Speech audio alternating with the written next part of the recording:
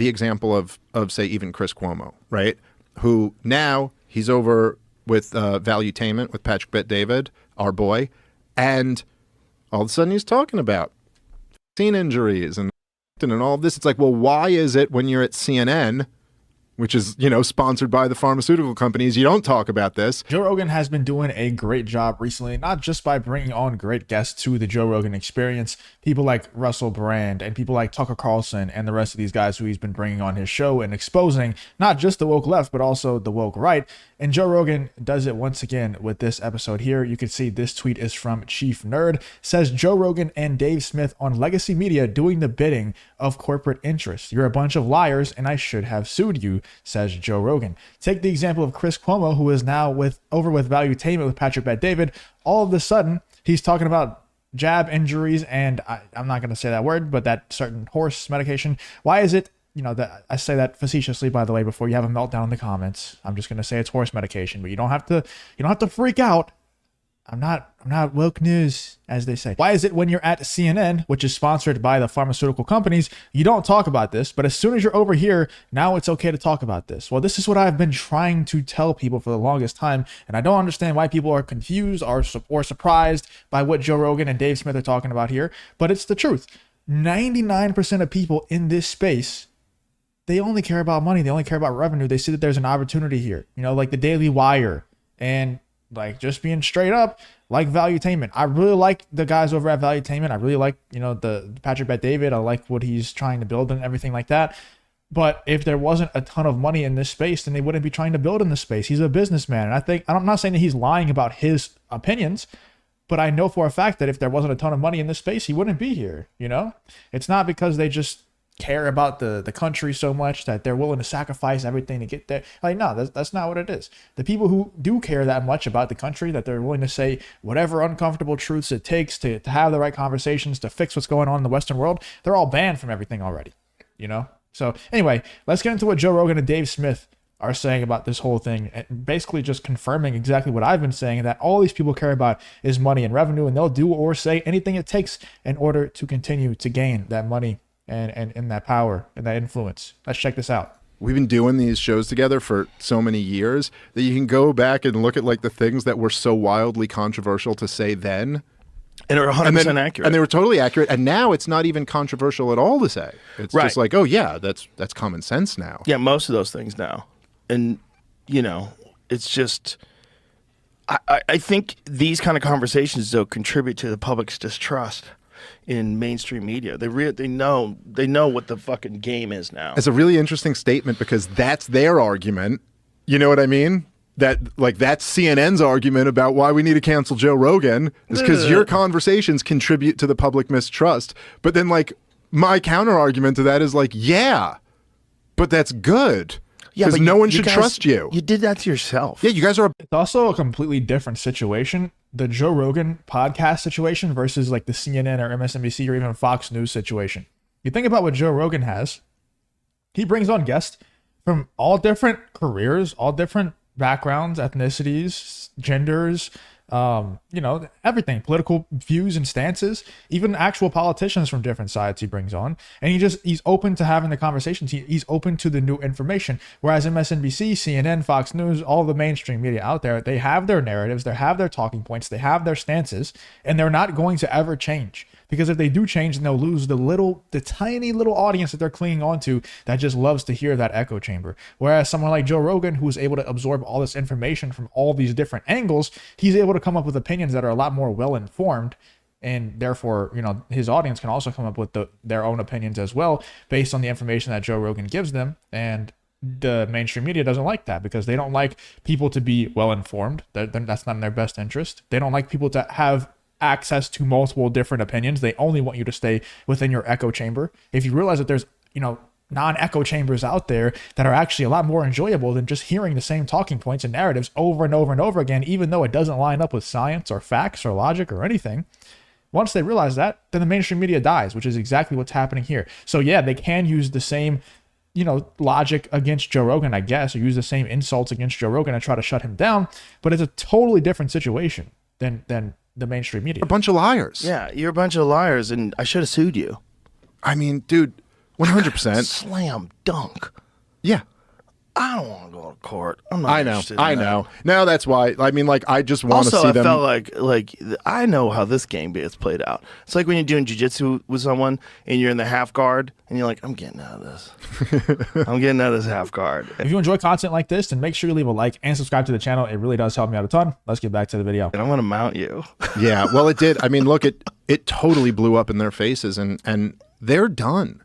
I mean, after the COVID stuff, I don't see any recovery. I think the corporate media is just going to get less and less influence. It's already, you see how much it's moved over. Look, one of the They big would have ones to too. go back to what they were trying to do this with the reorganization of CNN.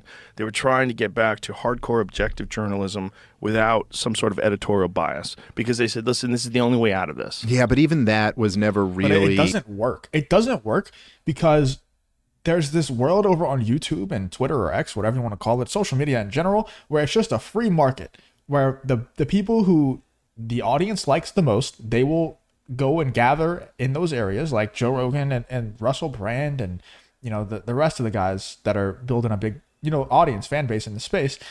The news tries to like create this logo, like they're just like, this is CNN, and we're going to hire people and just force them down your throats, and you must like them. And we're also going to tell them the opinions that they are allowed and not allowed to have, and they're just going to force those down your throats, and you're just going to like it. It's like, which one would you rather choose? This free market of information and personalities and entertainment that you can just choose from and just go watch whoever you like and go watch the information that you actually want?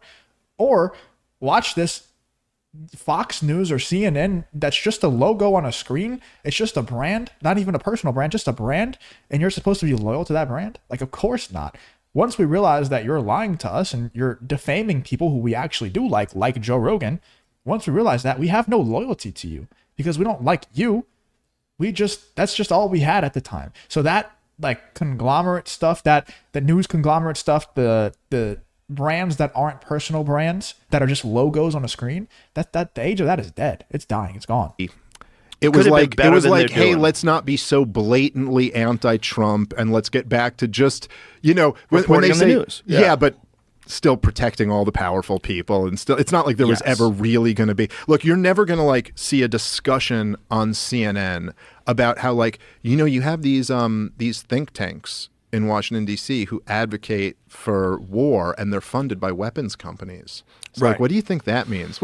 Is that ever once come up on CNN? No. Never. And it never will. Do you think that they would ever have a Anderson Cooper, which is brought to you by Pfizer, investigation into Pfizer? That seems unlikely. Of course not. Seems unlikely. You know, another reason why CNN would never have that on there is because anyone who is still watching CNN is not interested, has no interest in hearing conversations like that. Anyone who still watches CNN or, like I said, Fox News, MSNBC, no matter what side it's on or they claim to be on, nobody who watches those mainstream news outlets to this day religiously cares about having those interesting conversations. Everybody who watches CNN just wants to watch CNN to watch people dunk on Trump. Like, that's it. That's all they want to see. They're not they don't have an interest in hearing the intellectual conversations, the you know, talking about think tanks in Washington D.C. and stuff like that. They don't care, dude. They're watching CNN for one reason and one reason only: to get their daily dose of brain rot and echo chamberness. That's it. That's all they want. Likely. And look, it's not even, again, like, take the example of say, even Chris Cuomo, right?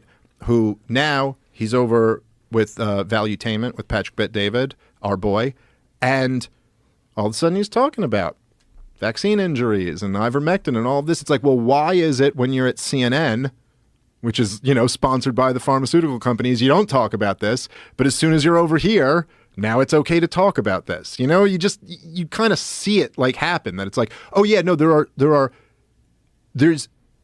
humongous power centers in America. Because, like I said earlier, they only care about money. 99% of people in this space, they only care about money. They only care about generating revenue. Chris Cuomo is seeing where the money is going. At first, he was, you know, pushing the agenda over at CNN, and he knew that if he said certain things, he wouldn't get as big of a paycheck. So in order to continue to get the paycheck and possibly get a larger paycheck, which he did, and by the way, at Valuetainment, he got rewarded for those lies, he continued to spew those lies, continued to say the talking points that he was told to. Now he's over at Valuetainment with Patrick Bet-David, and he knows he knows what he's supposed to say. Like, let's be real. I'm sure Patrick Bet-David isn't like, all right, Chris Cuomo, you better say this, you better say that, you better not ever say this certain opinion, like Ben Shapiro is over the Daily Wire. But he definitely knows where Patrick Bet-David stands on things. And if he starts spreading certain misinformation, number one, he's just going to get checked because he's on a podcast with other people who know he can see past the bullshit. Sorry, I won't curse too much, but they can see past the nonsense that Chris Cuomo is saying.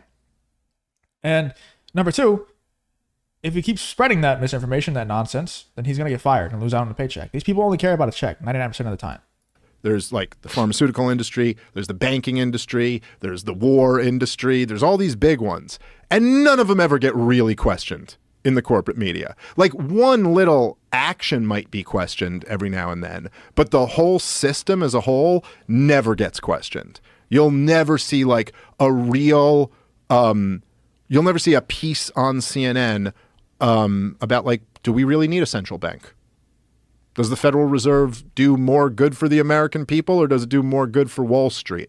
You know, like that conversation will never come up. Never. Yeah, that'll never happen. The only time where I can see those kind of conversations happening are, once again, not with the CNNs or the Fox News where it's just a logo on a screen and that's what you're loyal to, but more like the personal brands. Like Piers Morgan will have those type of conversations sometimes, or I'm blanking on the other name that I was thinking of, but Piers Morgan, Dr. Phil, like those type of guys, they'll have those conversations sometimes, but not the Fox News, CNN, nothing like that. Let me know in the comments what you're thinking about Joe Rogan and Dave Smith talking about these people who are just corrupt, not just on the woke left, by the way, on the woke right as well. And I think it's becoming worse and worse over on the woke right as more people on the right are starting to wake up and they're saying, hey, you address these things or else we're not going to support you anymore. And they're saying, no, I'm not going to address those things because I care more about a paycheck than actually having the tough conversations that are going to better the country and the Western world in general. Let me know in the comments what you're thinking about this Joe Rogan episode over with Dave Smith. Let me know what you're thinking about this whole Joe Rogan situation.